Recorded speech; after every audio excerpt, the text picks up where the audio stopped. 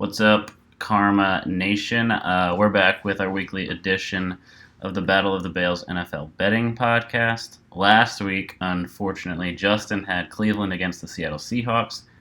That turned into a total disaster towards the end of the game. I had Jacksonville. The Saints cleaned up against them, beating them 13-6. So we both lost last week. Through 6 weeks, I'm 3-3, perfect 500 record. That's exactly where you want to be mid-season. Justin is 4-2, slightly above. He's due for regression shortly.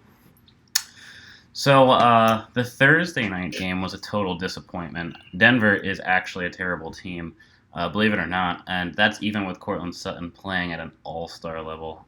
Their receiving core is really good, but Joe Flacco, not the man I thought he was. Not the man I thought he was. You Anyway, thought he was good? no, not really, but he did win a Super Bowl. Remember that when he won MVP of the Super Bowl? Yeah, I remember when Eli did too. That means nothing. So the true MVP of the league is hurt, out for the next few weeks. Patrick Mahomes went down with a dislocated kneecap on Thursday, and the Broncos still couldn't cover spread, so, whatever. The trade deadline's fast approaching. I don't know if any of those things interest you, so you want to talk about literally anything before we dive into our bets here? Yeah, I just want to quick say that this is kind of just me and you personally, but did you see there is talks of Mohamed Sanu, Austin Hooper to Green Bay? I did not. I saw that Sanu was one of the Cleveland Browns' top trade targets, I guess. But I didn't even know. Seems weird, doesn't it? Did I say Sanu? I meant Hooper if I said Sanu. It's Hooper. Oh, okay. I don't. Why is Hooper on the trade block? Or are people just going after him even though he's not on the trade block? What I saw was Sanu is on the trade block, and teams are offering for a Sanu Hooper package. So I don't know. I have no clue, but I wouldn't trade Hooper if I were them. yeah, I also wouldn't trade Hooper. He's still like, what, 25, 26 years old? I hear the Redskins are not trading Trent Williams at all, like before the deadline. They'll trade him in the offseason, even though he has absolutely Great refused. franchise. He's refused to play for them. So I mean, they're one of the better franchises in the NFL, I would say. very intelligent. I would say at least 10 more years before they even have a shot at playoffs again. So whatever. I think they're gonna make it this year if Dallas doesn't pick up their ass. Yeah. Dallas smashes Philly this week to take sole possession of first. Giants beat Cardinals. They're in second with Philly, and Danny Dimes is winning a Super Bowl as a rookie. Hey, perhaps. You never know. Weirder things have happened. Eli won too. So anyway, diving into our bets, you can go first, and then I'll respond, and then I'll go, and then you can respond. Yeah, I mean, I know we're on different sides of things this week, but I'm taking the Los Angeles Rams. I believe it pushed up to -3.5. I have to assume that it's going to drop back.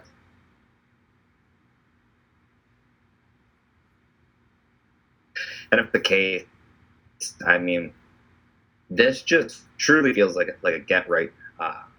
The Rams struggle with one thing. Jared Goff was essentially an elite quarterback, and then teams started pressuring him. All of a sudden, he is below average. I think over his last 14 games or something, he has 14 touchdowns and 15 picks or something. It's just terrible.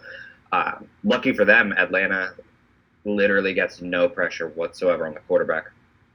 So if you believe that Los Angeles line can even hold up a little bit, which I do think they can, you have to give a huge advantage to the Rams.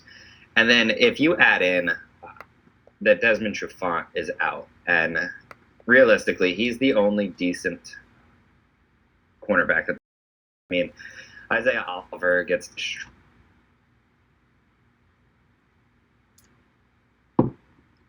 the word the NFL since I believe the 18th season.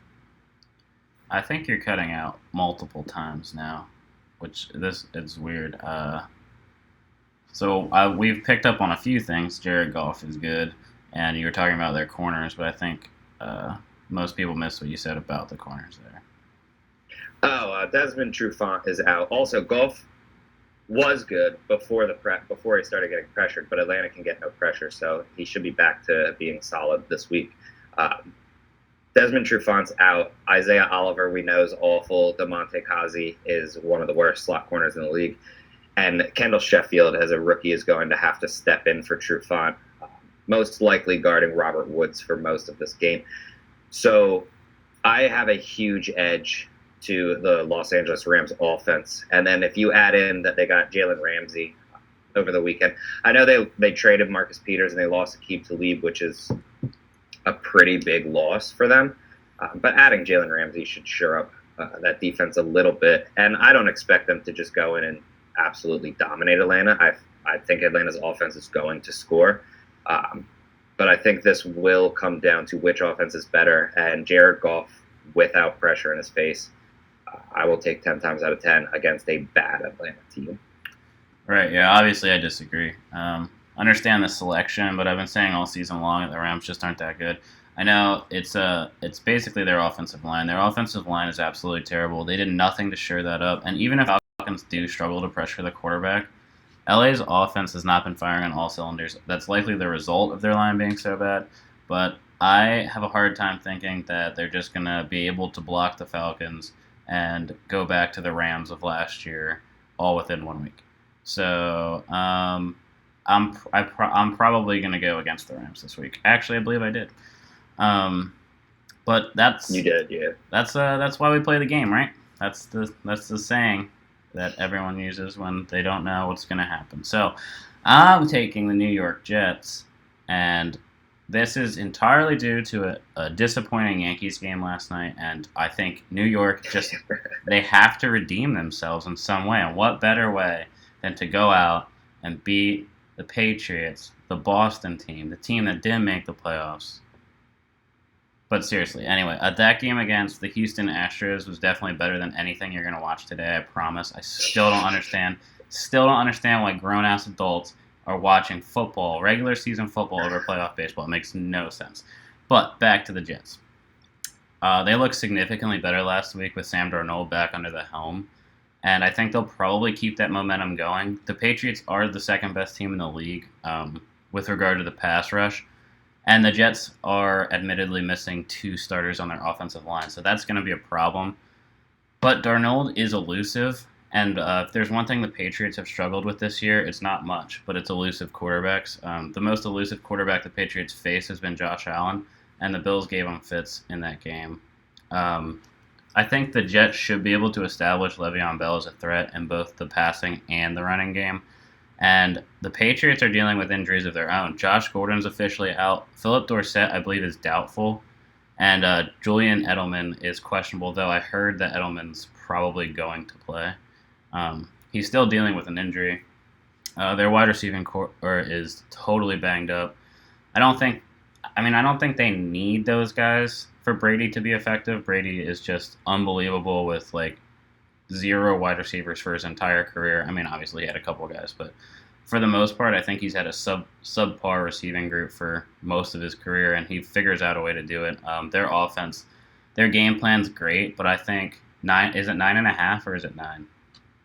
I think it actually got to 10. If it got to 10, definitely take 10, because then you get a touchdown and a field goal. They didn't beat the Bills by 10. They did beat the Jets by 30, or was 20 something. It was a lot in week 3, but obviously Darnold wasn't playing. Falk's not nearly as elusive. I think the Jets. Well, I know that the Jets have are top 10 in the league in both pass completion against and yards per carry against. They have a great defense. They should be able to hold most of what the Patriots want to do. And let's go New York. And now I know Justin absolutely hates this pick, so I'll just let him talk about why he's wrong before we sign off. Yeah, I mean, I get the thought because it's a lot of points, but the biggest concern I have for New England would be the offensive line. If they can't keep pressure out of Brady's face, I do think that the Jets will probably hit. With that being said, though, the only 2 touchdowns the Jets scored week 3, both defensive. That's not going to happen again. I know Darnold is head and shoulders better than Falk, obviously. But McCourty, Jones, and Gilmore just make up an absolutely elite trio of cornerbacks. And I don't honestly care about the Josh Gordon sitting in this or Philip Dorsett, because I thought that Jacoby Myers was one of the most underrated players coming into the draft this year. I thought his landing spot with New England was amazing. He played last week and just made some phenomenal plays. I do think that Myers is a lot better than people give him credit for, and I'm actually happy that he's on the field at the moment. So I don't really have any problems with that. Plus, Tom Brady will make literally anybody look good. My only concern is if the Jets can get constant pressure on Brady, they do have a chance to cover. But I just don't see, with the way that New England's defense is playing, and quite frankly, I don't think the Jets' offense is that good, even with Darnold. I don't know. I don't think that they're going to drop a ton of points, whereas New England, we know, has a very potent offense and can really score. Plus, Darnold isn't exactly the most conservative. He's pretty aggressive out there, and New England's defense has been scoring extremely well. I'm not going to project a defensive touchdown or anything, but getting interceptions or fumbles or whatever can put you in really good positions.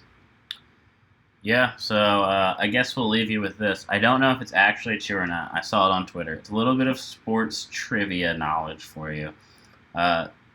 With that Yankees loss last night, marks the first time since 1910 that the Yankees did not reach the World Series in a decade. In a decade span. Yeah. That is insane. But anyway, good luck this Sunday, regardless of who you bet. Hope you win, and enjoy watching the refs screw up games.